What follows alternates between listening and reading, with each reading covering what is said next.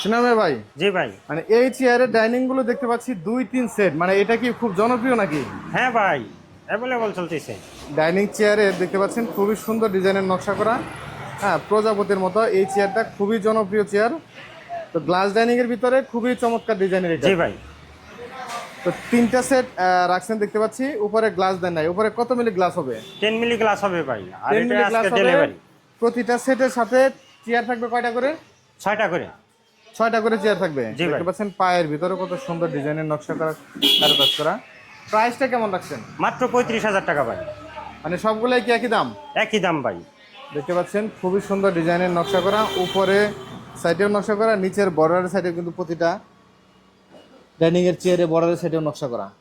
তো 35,000 টাকা রাখছেন। 35,000 টাকার মধ্যে গ্রাহকের বাসায় যদি গাড়ি যায় সেলে পৌঁছে দিবেন। জি ভাই।